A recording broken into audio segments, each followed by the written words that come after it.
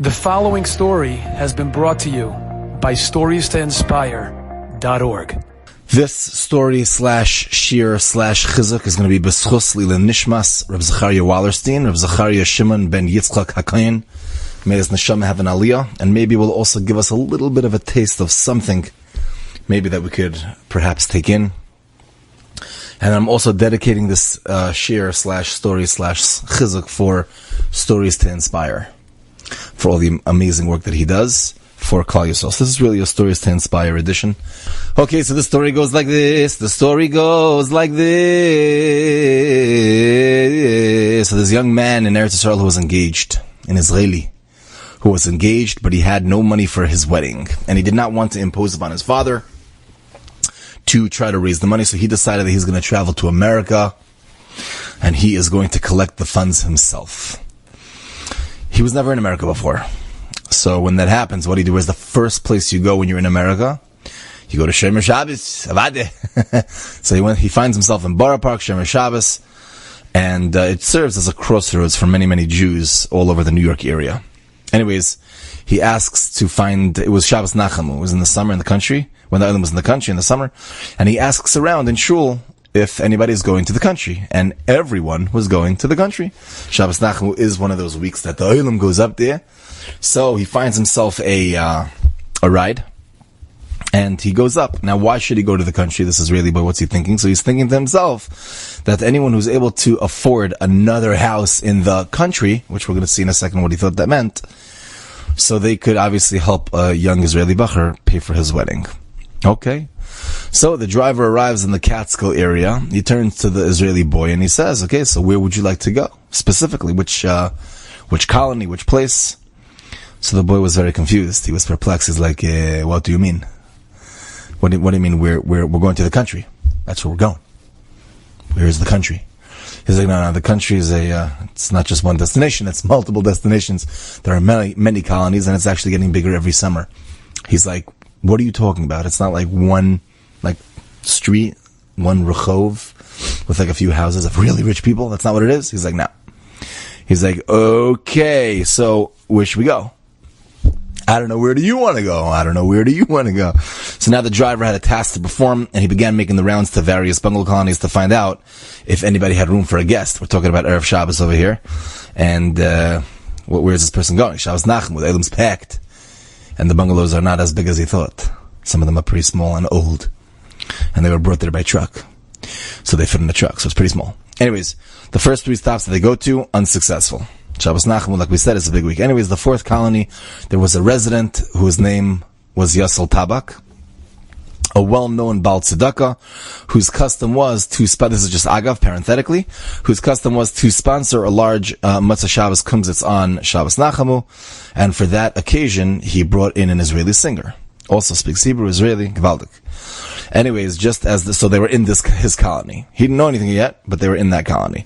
As the driver and this Israeli boy arrived at Rabbi Yassel's bungalow colony, the singer happened to have left the Tabak home to get some fresh air for his voice. No, right, he had to practice. Okay, anyways, so he saw a crowd forming around the driver as he was trying to negotiate a bed for this Israeli chassan. So one Israeli to another Israeli felt bad, and he said, I really hear your story and everything, I hear your plight. And he ran back to Rabbi Yassel and he said, is there any way that he could come sleep in my room?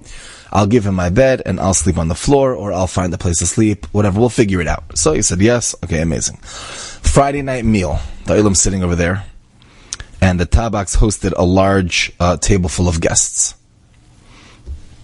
The Israeli bacher asked the singer, by the way, whose house is this? Whose bungalow is this? Or maybe house, I'm not sure. Large bungalow. So he said, his name is Yasel Tabak. He's like, what? He's like, are you serious? He said, לא, אי אפשר. באמת? אבל באמת? He said, yeah, it's his house. He's like, I want to speak then. He's like, you don't speak English? Yeah, I will speak little English for this occasion. He said, no, please don't do that. He said, it's on me. I invited you here. I got you a place to sleep. Please just don't do that. You don't speak English.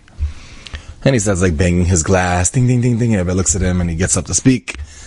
And meanwhile, this Israeli singer is like, oh, please, Hashem, please let this moment pass as painless as possible.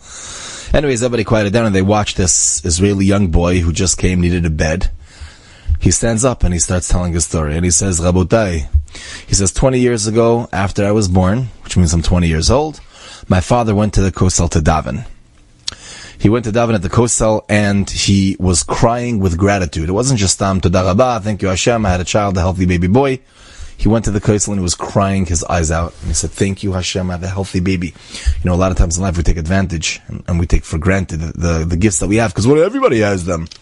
And we don't realize how important it is and how big and amazing and awesome and what type of bracha it is to have a healthy child. I'm just saying, and if you happen to be a healthy child, whatever age you are, you have to be thankful that you're a healthy child. You've got to be very thankful. Anyways, he was by the Kosel and was crying, thanking HaKadosh Baruch Hu,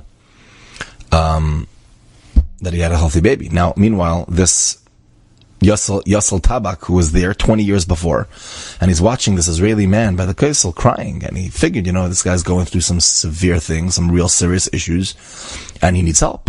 So he came over and he said, I don't know what's going on with you, but if there's anything I could do to help you, like, what's going on? You okay?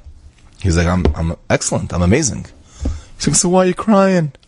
He said, I'm thanking Hashem. I'm thanking Hashem that I had a healthy baby. We were just like to have a baby boy. And this blew Rabbi Yassel Tabak away. He said, wow. He said, you should know my name is Yassel Tabak, and if you ever need anything in the future, you come to me. I'm blown away. I'm inspired. That's the way to thank Hashem. You're sitting there crying, thanking Hashem. It's unbelievable. Like most people, thank you, yeah, thank you. Everybody say, thank you Hashem, thank you Hashem. Say, thank you. Say, I'm sorry. Don't do it again. Say, I'm sorry again. I'm sorry, But by you, it was so real. I'm blown away. So just remember my name, Yassel Tabak, and if you ever need anything, please come to me. Now, says the Israeli boy, this was 20 years ago. He said, when I set out to come to America, I had no idea where I was going. I didn't know who I would see. So I asked my father, do you know anyone in America that I could collect money for my wedding? And my father said, no, I don't. I really do. Oh, I do. There's one person 20 years ago. What was his name? Tabak. I don't know if that happened. He said, Tabak. Yeah, his name was Yassel Tabak. If you could find him, I don't know where he is.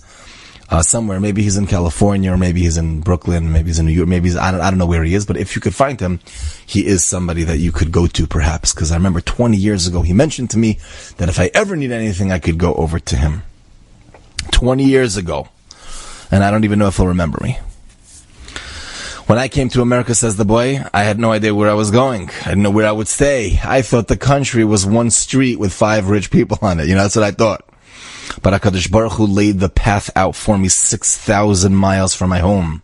He didn't just bring me to America.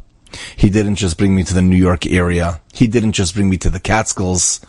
He brought me to the table, the exact address, the table that I had to be by. And I am here by the table, so I wanted to thank Rabbi Yassel Tabak, and I also want to thank Hashem Birabim. And he started crying just like his father did 20 years ago. I'm joking. I don't know if he did. Maybe he did. He probably did. Probably the whole table did. Anyways, Rabbi Yassel Tabak knew a miracle. He knew a nace when he saw it, and he realized, wow, this is us tapping in, seeing how HaKadosh Baruch Hu mamish guides and directs everybody. And after Shabbos, he brought him around as his special guest to all the families in the colony, who obviously gladly helped him. And check after check, the chassan's dream, the wedding, and all the different things were paid for right away. Mamish took for him. And also, Rabbi Yassel added his own generous donation as well. More wondrous than the money, than the paying for the wedding and everything, is the derech, is the path that HaKadosh Baruch Hu put him on, and the fact that he was able to realize. A lot of times you don't see this, so we doubt sometimes. It's hard to have full bitachon, full trust. But Al-Qabani was able to see the way that HaKadosh Baruch Hu led him exactly where he had to be. There's such a joy to that. Like this, my Father in heaven is watching me and guiding me. My Father in heaven is watching and guiding me. Now, what was going on in his head while he was going on the journey? I don't know. How am I going to find the ride to the country? Where's the country? The second he heard the country has multiple destinations. Oh no, where am I sleeping? There could have been so many times in his little journey over there that he was doubting and, oh no, I'm stuck in this and that. And we all have that in our lives. Every one of us. Where's Hashem? But we have to remember that the path that Hashem puts us on, that Hashem directs, Hashem is there. Mamash, we're all puppets. And Hashem is putting everything into place like a big chessboard, and He sees a billion moves ahead. And we have to trust in that. We have to really trust Him and realize that even though we don't always get to see it, it's happening. When each one of us are born, HaKadosh Baruch Hu tells us that if you ever need my help, just call out to me. Come to me, daven to me, ask me. I'm watching you. I could hear everything you say. I'm watching you. I could see in the dark also, by the way. When you turn off the light and close your door and lock it, Hashem says, I could see. I could see through the dark. Hashem sees everything. And this is the message that we need to implant in our hearts. You know, the furthest distance is from the brain to the heart. We know that. We got to put it in our hearts. We can't just know Hashem. Yeah, we have to also feel. We have to really know. Our logic builds the platform of our amunah, but our love for Hashem and our ability to feel His love for us is, it has to be real. It has to be in our heart. It has to be open. We have to remember that HaKadosh Baruch Hu is really, really watching us. And He really, really loves us. And He's really, really guiding us. Even if things are a little bit hard for you right now. Or you know what? Things were hard for you for the past 5 years. Or the past 6 years or the past 10 years. We have to remember Hashem loves us and Hashem guides us. Enjoyed this story? Come again. Bring a friend. StoriesToInspire.org